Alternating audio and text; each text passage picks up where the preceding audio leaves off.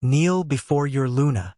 The herald's command rolled through Blackwood Hall, and every wolf in the chamber obeyed except Emily Carter. She remained standing beneath the silver banners while hundreds of nobles lowered their heads toward the woman wearing the crown that should have been hers. At the front of the hall, Alpha King Nathan Blackwood stood beside Victoria Sterling, one hand still resting near the ceremonial cushion from which he had lifted the Luna crown moments earlier.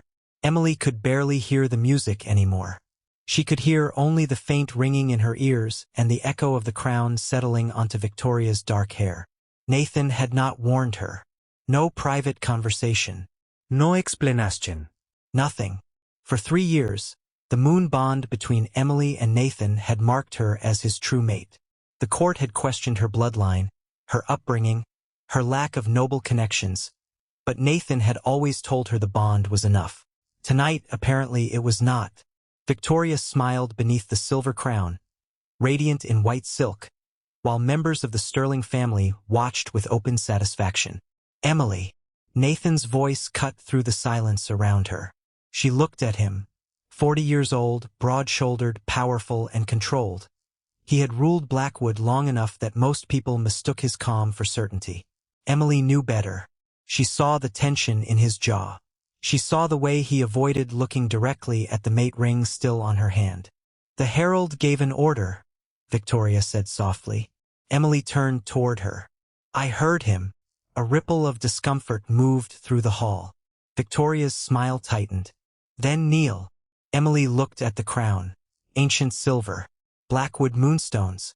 The symbol of the woman who stood beside the king, spoke for the Pax, and guarded the kingdom in his absence. Nathan had once promised Emily that no title could matter more than the bond between them. Now he had handed that title to the woman his court openly called his mistress. Emily lifted her chin. "I will not kneel to the woman wearing what the moon gave me." Gasps moved through the chamber. Nathan stepped forward. "Emily, not here." She almost laughed. "You chose here." His expression changed. For one heartbeat, the king disappeared and the man she had loved looked back at her. Then Victoria touched his arm. A small gesture. Familiar. Possessive enough to answer questions Emily had spent months refusing to ask. Nathan did not move away. That hurt more than the crown. "The Sterling alliance keeps the Eastern houses loyal," he said quietly. "This decision protects Blackwood." Emily looked around at the bowed nobles. "And what does it make me?" Nathan did not answer. Victoria did. "Unnecessary." The word landed softly, but Emily felt every person in the hall hear it. Nathan turned sharply. "Victoria. Is it untrue?" she asked. "The kingdom needs a Luna, the noble houses will follow." Emily looked at Nathan again. "Is that what you believe?" Silence. It lasted only seconds. Felt like years. Emily reached for the silver mate ring on her right hand. Nathan's eyes dropped to it. "Do not." She slid it free. "You already did." Emily walked toward the ceremonial table and placed the ring beside the empty crown cushion. The metal made a small sound against the polished wood. No one moved. Nathan stared at it. "Emily." She looked at him one final time. "You wanted a Luna the kingdom would accept." Her voice remained steady even as something inside her broke loose from the life she had imagined. "Now you have one." She turned toward the doors. Behind her, the hall remained kneeling. Emily was the only one walking away on her own feet. Emily reached the private corridor outside Blackwood Hall before the first tear finally blurred her vision. She kept walking anyway. Behind the closed doors, the coronation continued without her. Music returned. The herald resumed speaking. Somewhere inside, Victoria Sterling was wearing the Luna crown, while Nathan stood beside her, as though the kingdom had not just watched its true mate walk away. Emily pressed one hand against the stone wall and forced herself to breathe. The moon bond still connected her to Nathan, warm beneath the pain, pulling at her with every step. She had once thought that bond meant safety. Tonight it felt like a chain made of memory. "Emily." Nathan's voice came from behind her. She stopped. He had followed her after all. For one dangerous second, hope rose before she could stop it. Nathan approached slowly, his ceremonial coat still fastened. his face stripped of the calm he had worn before the court. "We need to talk." Emily turned. "You had a hall full of witnesses. I think you already said enough."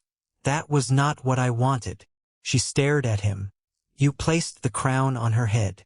Because the Sterling Alliance keeps 3 Eastern territories from leaving Blackwood. Then why did you bond with me?" Nathan's jaw tightened. "That is not fair." No.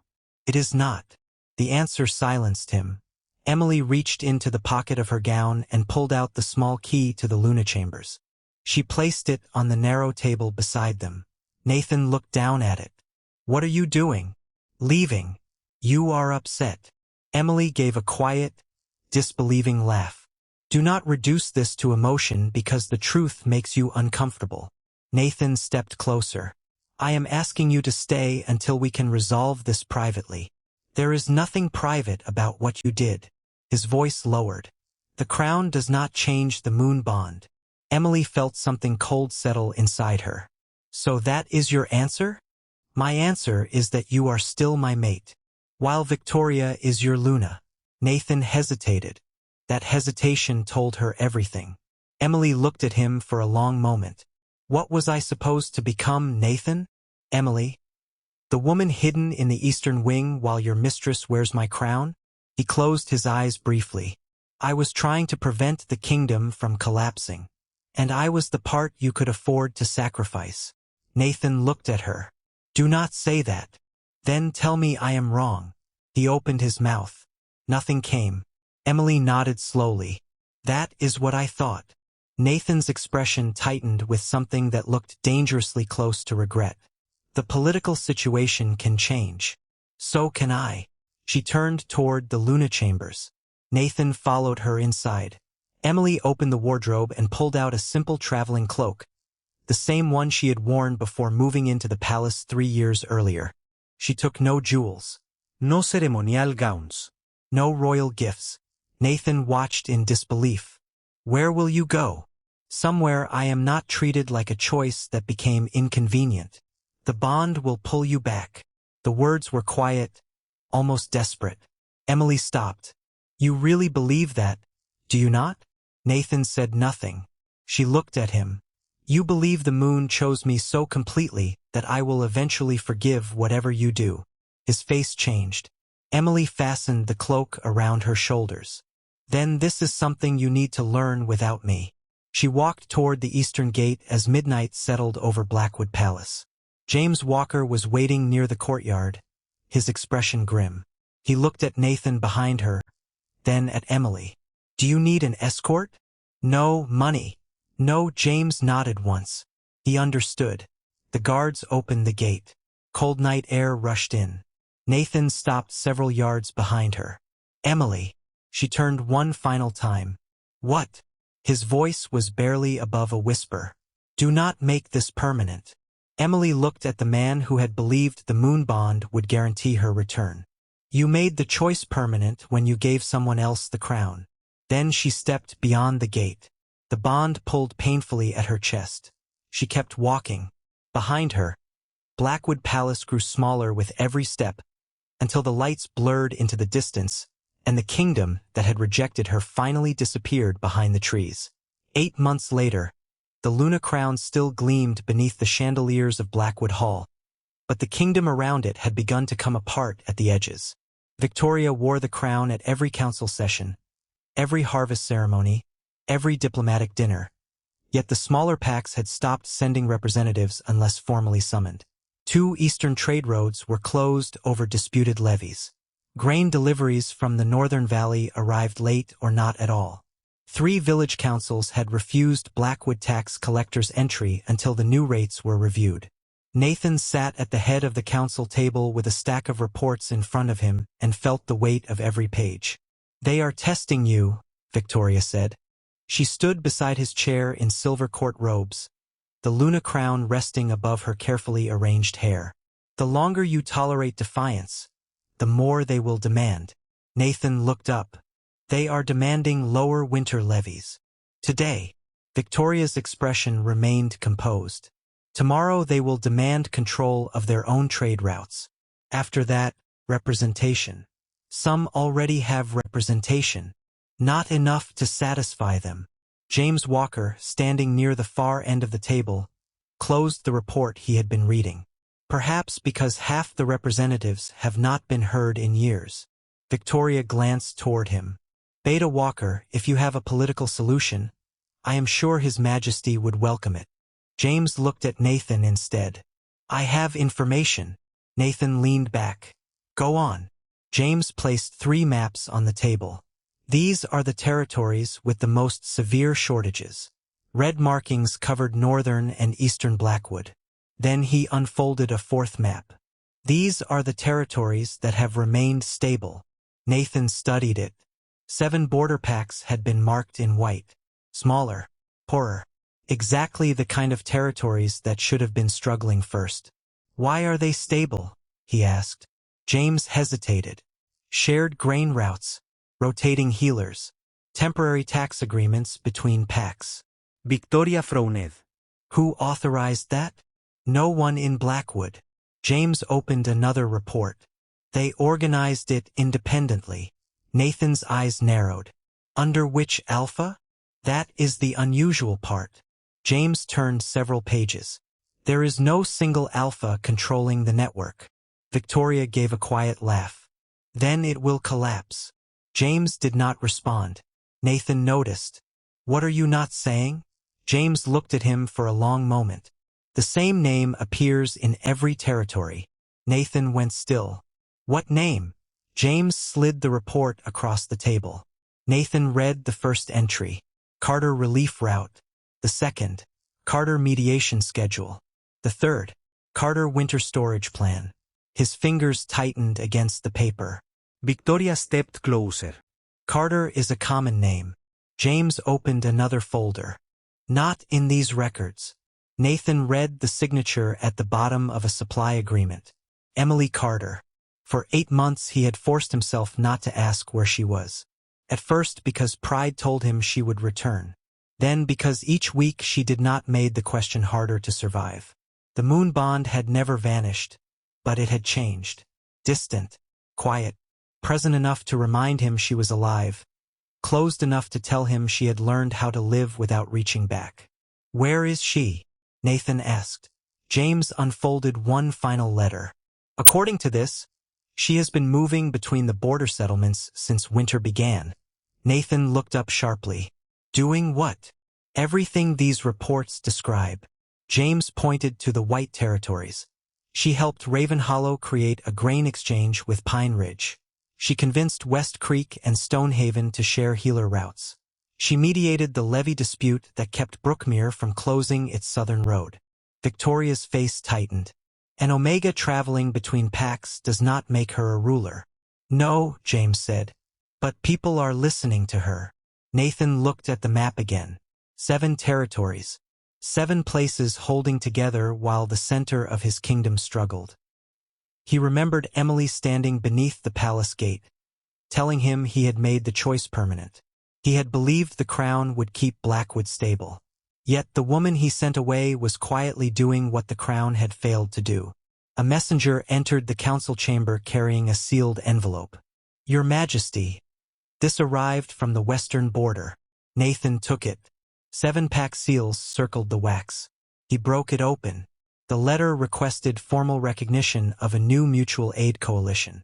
At the bottom was a name he had not seen written in her hand for 8 months. Emily Carter. The 7 seals on Emily's letter changed the room before Nathan finished reading the first page. Every alpha at the council table recognized at least one of them. Raven Hollow, Pine Ridge, West Creek, Stonehaven, Brookmere, Ashford, Cedar Run. Packs that rarely agreed on anything had placed their marks around the same request. Nathan read the final paragraph twice. The coalition was not asking permission to exist. It was asking Blackwood to recognize what already existed. Victoria reached for the letter. This is political theater. Nathan did not hand it to her. 7-pack leaders signed it. Because she gave them temporary relief. 8 months is not temporary. James stood near the map table, watching Nathan absorb the implication. Emily had not gathered followers by promising rebellion. She had made roads work. She had kept grain moving. She had convinced territories with old grudges to share healers and storage. That was harder than winning applause in a throne room. Nathan looked at James. How did she do it? James opened the file he had been building. She started with Raven Hollow. Their grain barns were full, but their winter road was washed out. Pine Ridge had a clear road and almost no surplus. Emily proposed shared transport and storage costs. Then West Creek needed healers, so she connected them with Stonehaven. Every agreement solved one problem without forcing either side to surrender authority. Victoria folded her arms. That is administration, not leadership. James met her gaze. The people involved appear to disagree. Nathan looked back at the map. He remembered Emily sitting quietly through court dinners while nobles discussed border shortages as though smaller packs were numbers on parchment. She had asked questions. What roads freeze first? Which settlements keep extra medicine? Who controls the eastern mills? Nathan had assumed she was trying to understand his work. He had never considered that she was learning how to do it. Where is she now? He asked. James pointed to a town near the western boundary. Cedar Run. About 180 miles from the capital. Nathan stood. Prepare a royal delegation. Victoria's eyes sharpened. You are going to her? I am going to understand what is happening in my kingdom. Send James. Nathan looked at her.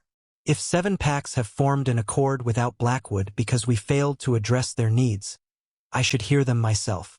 Victoria stepped closer. And if Emily designed this to undermine you? Nathan glanced at the letter. Then she chose an unusual method. She kept my roads open. Before sunset, Nathan, James, and a small diplomatic escort were riding west. The journey took 2 days. Nathan expected guarded gates when Cedar Run appeared beyond the hills. Instead, he found wagons moving steadily through the settlement, marked with symbols from several different packs. A Pine Ridge merchant unloaded sacks beside a Raven Hollow warehouse. 2 healers wearing Stonehaven colors crossed the main street toward a clinic bearing no royal crest at all. Nothing looked rebellious. It looked organized. That unsettled Nathan more. A gray-haired alpha met them outside the council lodge. King Blackwood. Nathan dismounted. Alpha Harris. We received notice you were coming. Nathan glanced toward the building. I came to speak with the leaders who signed the accord. Harris nodded. They are waiting. Nathan hesitated. And Emily Carter? Something almost amused passed through the older alpha's expression. She is the reason they agreed to wait in the same room. Nathan entered the lodge. 7-pack leaders sat around a long wooden table. No one rose immediately. That alone would once have offended him. Today he noticed something else first. Emily stood at the far end beside a wall covered with maps and handwritten supply routes. She wore a simple navy dress and no jewelry. No Luna crown. No Blackwood colors. Her hair was pinned back loosely, and 8 months away from the palace had changed something in the way she carried herself. She no longer looked toward Nathan before deciding where to stand. The moon bond stirred sharply in his chest. Emily felt it too. He saw the brief pause in her breathing. Then she steadied. Nathan. Not your majesty. Not my king. Just his name. Victoria's crown suddenly felt very far away. Nathan looked around at the maps, the pack leaders, the agreements stacked beside Emily's hand. You built this. Emily's eyes remained calm. No Natanguatid. She looked toward the 7 leaders. We did. Alpha Harris pushed a document across the table. The Carter Accord. Nathan looked down at the signatures. You named it after her. Harris shook his head. We did not. Nathan looked up. Emily said quietly, They did. The older alpha leaned back. Because every time one of us wanted to walk away, she reminded us that hungry families do not care whose pride won the argument. Silence settled over the room. Nathan looked at Emily again. He had come expecting to find the woman he rejected gathering power against him. Instead, he had found 7 packs cooperating because she had taught them how to stop waiting for the palace to save them. Emily did not return to Blackwood Palace as Nathan's mate. She returned 3 weeks later because 7-pack leaders had asked her to stand beside them when the Carter Accord was presented to the Royal Council. That distinction mattered to her. It mattered even more when the palace doors opened and every conversation in the throne hall stopped. Emily walked in wearing a dark blue dress with no royal insignia, no mate ring, and no crown. Behind her came Alpha Harris and representatives from the 6 other border packs.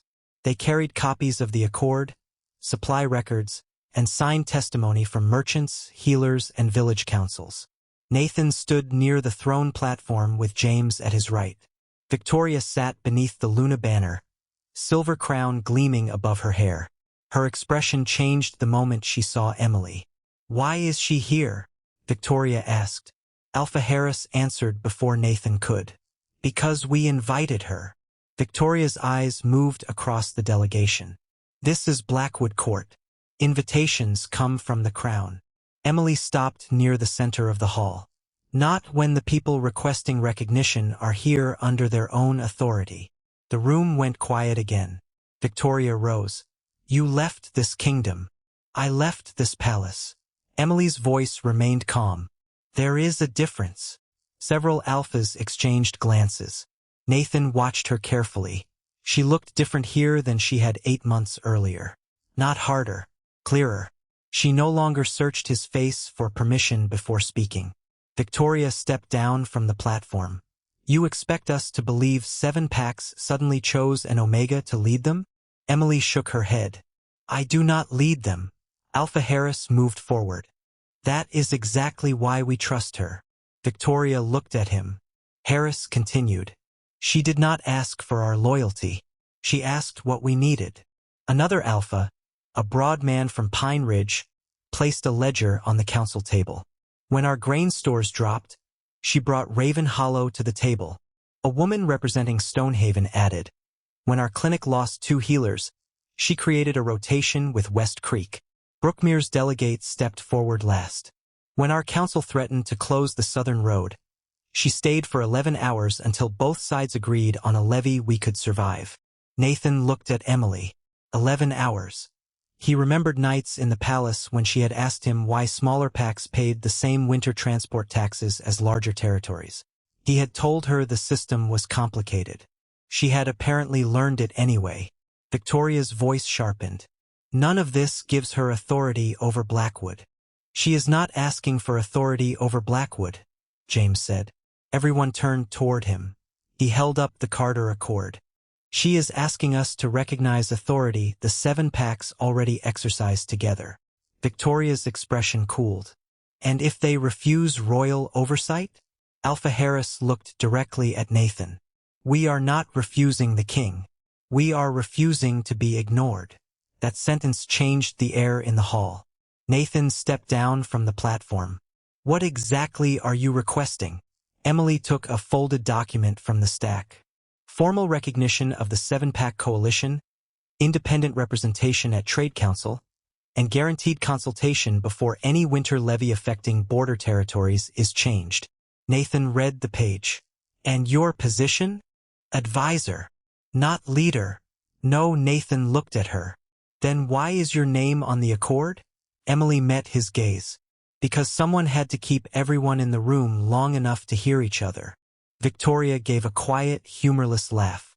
"You speak as though you saved the kingdom." Emily turned toward her. No, her voice was soft enough that the room leaned toward it.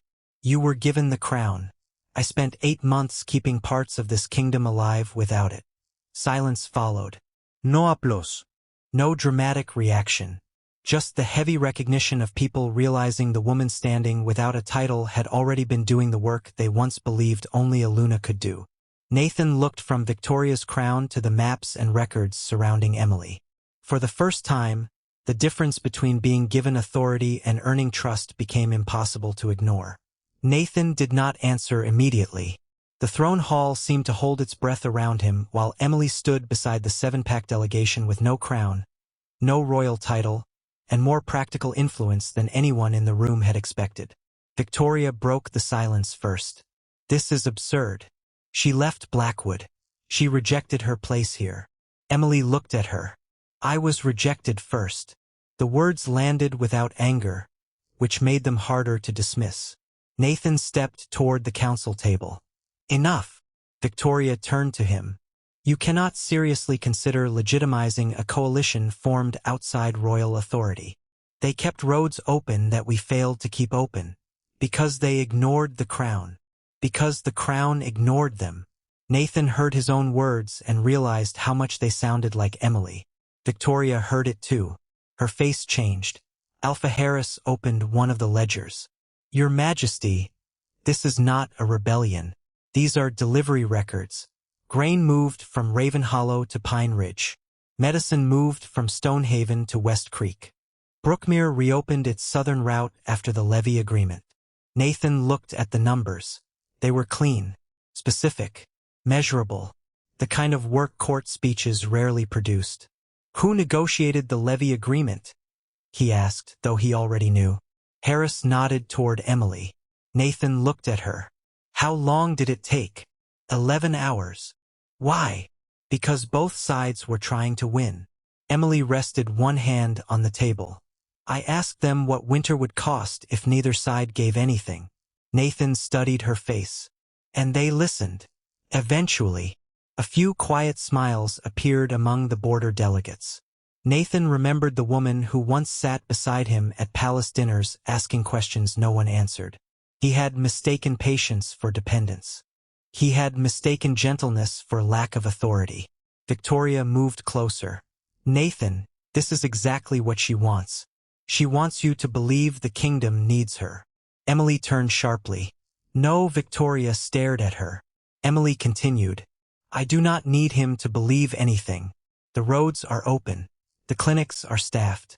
The agreements are signed. Those facts exist whether Nathan approves of me or not. Nathan felt the truth of that more deeply than any accusation. James stepped forward with another document. There is one more issue. Nathan looked at him. What issue? The 7 packs are not the only territories asking for representation. James placed several sealed letters on the table. Since word of the Carter Accord spread, 5 additional pack councils have requested observer status. Victoria's expression tightened. This is spreading. Yes, James said. Because it works. Nathan looked at Emily. Did you contact them? No. Then how did they hear? Alpha Harris answered. Merchants talk. Dealers talk. Families talk when food arrives on time. Nathan slowly sat in the nearest council chair instead of returning to the throne. If I recognize this coalition, what happens next? Emily looked at the 7 leaders before answering. You give them a permanent council voice. You stop treating border packs as temporary problems. And you let the people affected by winter policy sit in the room when winter policy is written. Nathan's gaze stayed on her. And what do you get? Nothing. Everyone wants something. Then call it this. Emily paused. I want the system to work even after I leave. That unsettled him more than ambition would have. Ambition he understood. A person building power without trying to own it was harder to control and harder to dismiss. Victoria gave a cold laugh. You expect us to believe you came all this way for no reward? Emily looked directly at the crown on Victoria's head. I already learned what happens when someone believes the crown is the reward. The room went completely still. Nathan lowered his eyes for a moment. He knew that line belonged to him as much as it belonged to Victoria. James quietly slid one final folder across the table. There is something else the council needs to review. Nathan opened it. Inside were copies of old Blackwood succession statutes, some more than 2 centuries old. One passage had been marked in red. Nathan read it twice, then a third time. Luna authority, it stated, required 3 things to remain valid: royal recognition, moon bond, and the continuing consent of the governed packs. Nathan looked up slowly. Victoria saw his face and understood before anyone spoke. Emily did not smile. She only watched as the crown on Victoria's head stopped looking permanent. The crown did not lose its shine, but everyone in the throne hall began looking at it differently. Victoria reached up and touched the silver edge as if the ancient metal could somehow reassure her. Nathan remained seated with the statute open in front of him. Who authorized this review? Victoria asked. James answered calmly. I did. Her eyes narrowed. On whose authority? The king's standing order to investigate the stability of the crown. Nathan looked up at that. James held his gaze. You asked for the truth. Nathan did not correct him. Emily stood several feet away, watching the room absorb what the law meant. Royal recognition, moon bond, pact consent. Victoria had only one of the three. Emily had one too, but she had no intention of letting that bond become a weapon. This law has not been invoked in generations, Victoria said, because no king in generations crowned someone while his true mate was still living. An older voice said from the back of the hall. Elder Thomas Reed stepped forward with a leather-bound book tucked under one arm. At 68, he had spent most of his life preserving Blackwood law, and unlike the court, he had no interest in flattering anyone.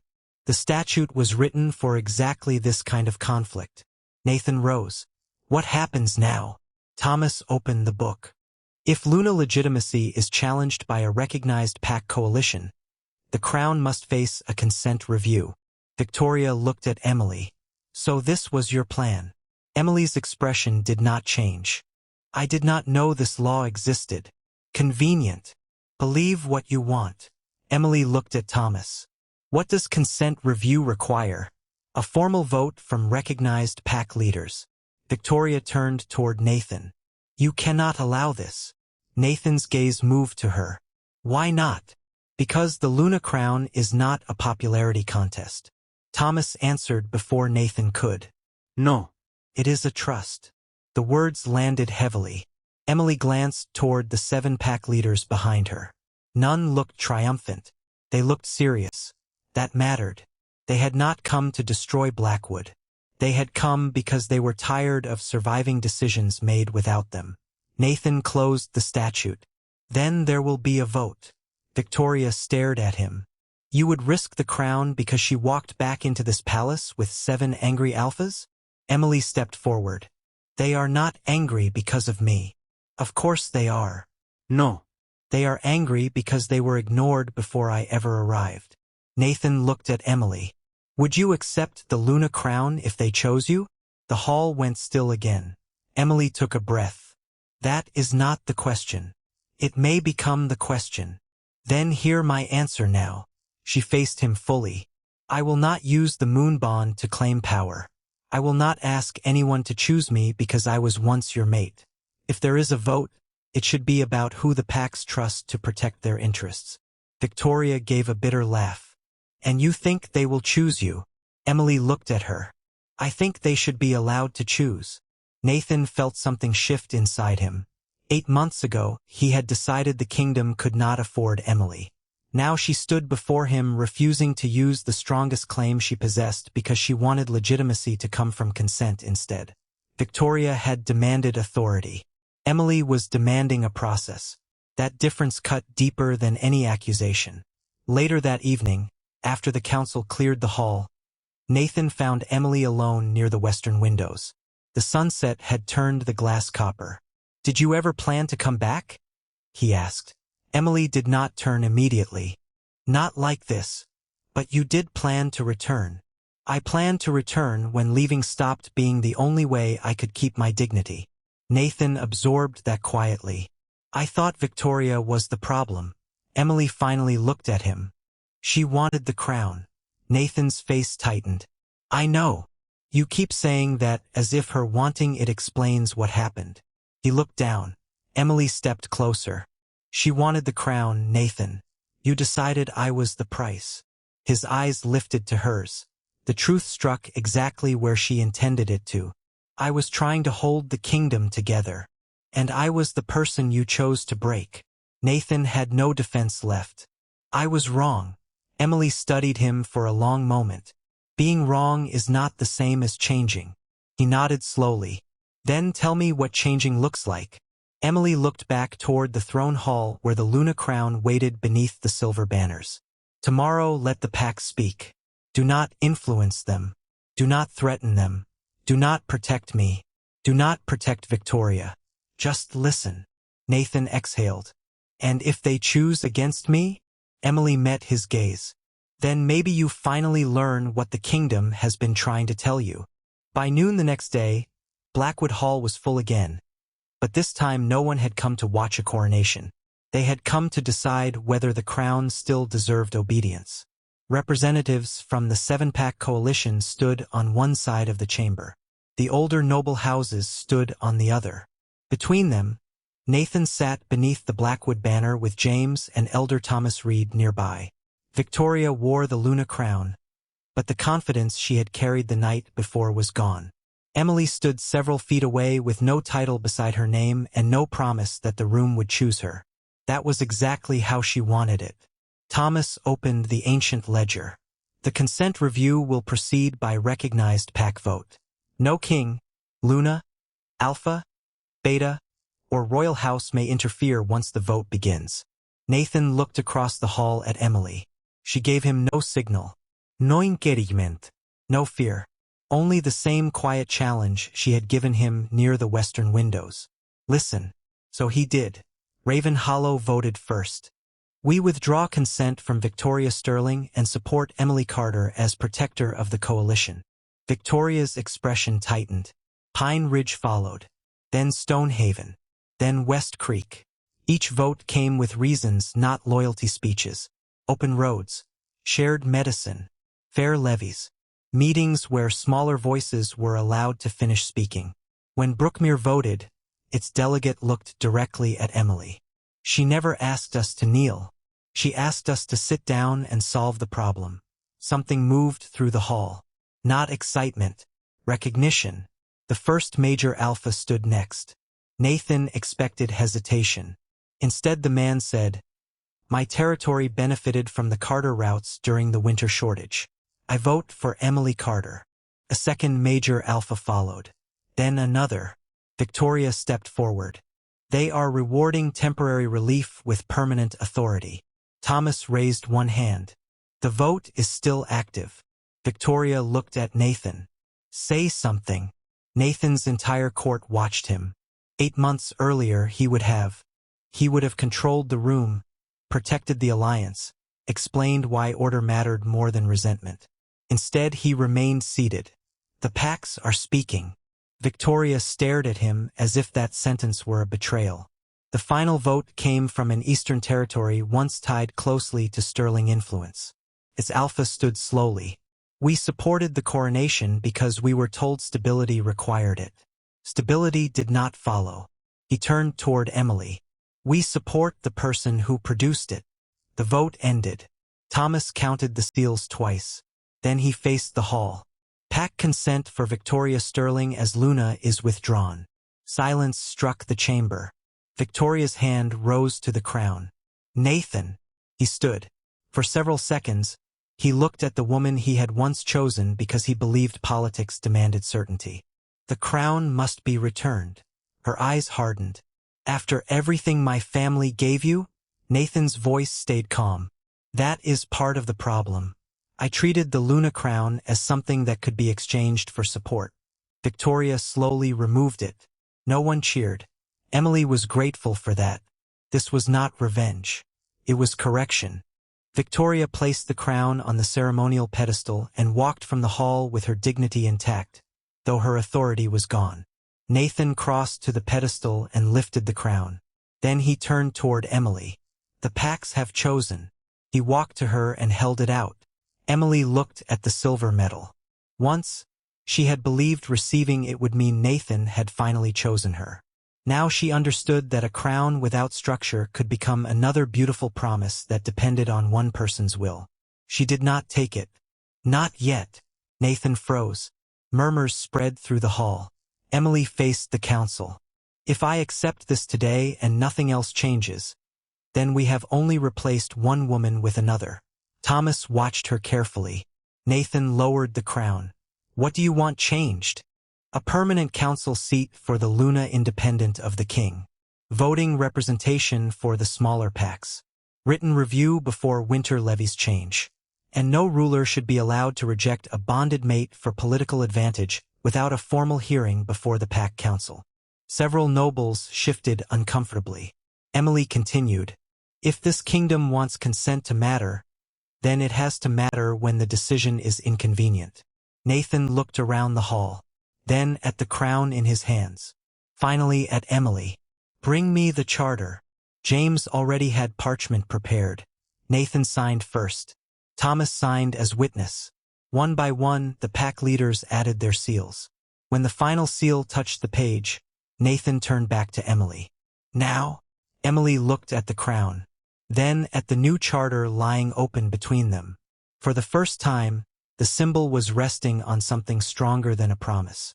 She touched the edge of the silver crown but still did not lift it. "Tomorrow."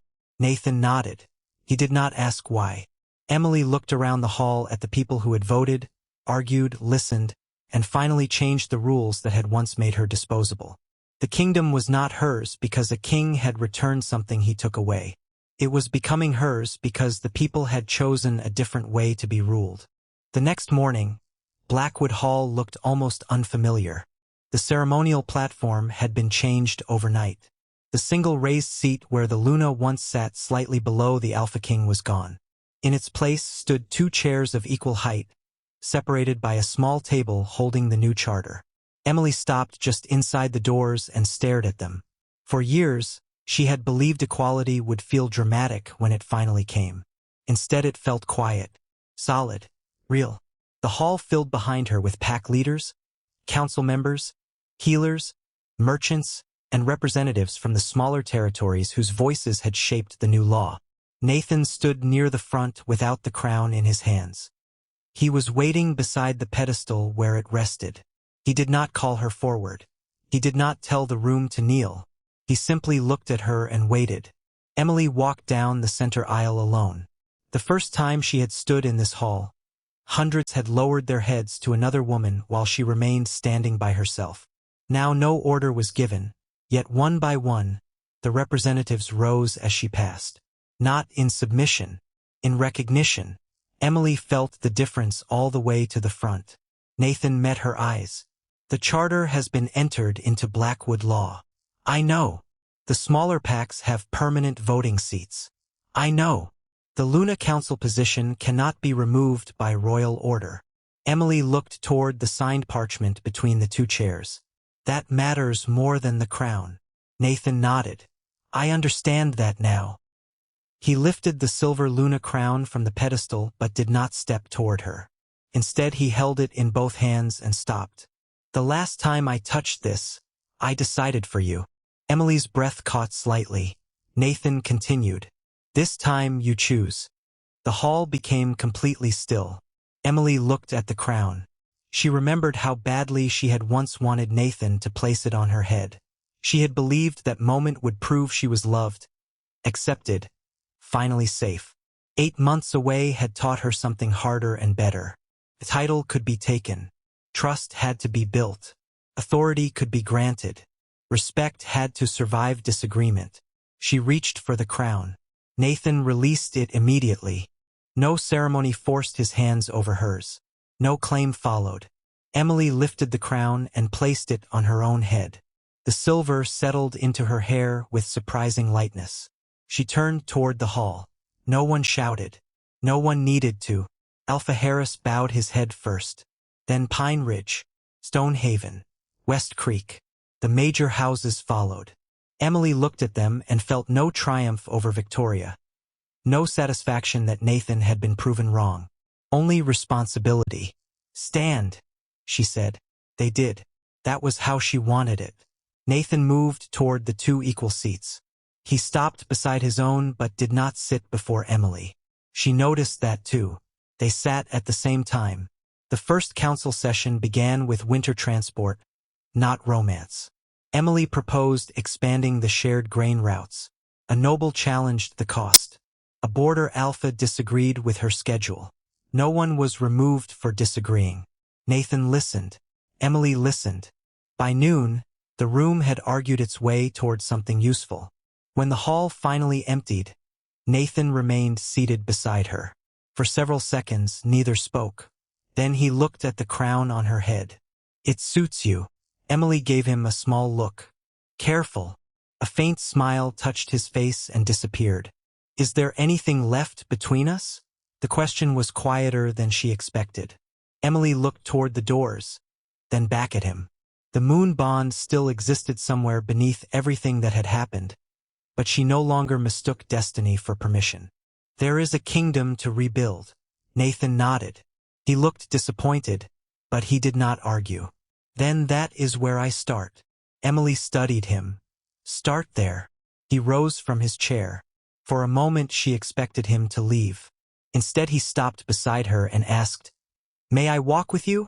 Emily looked at him, at the space beside her, at the man who had once believed love guaranteed her return. "You may walk beside me." Nathan nodded. They left the hall together, not as a restored fairy tale and not as strangers. The crown was hers. The kingdom was listening. Whatever happened between them next would not be decided by the moon, the court, or fear. It would have to be earned.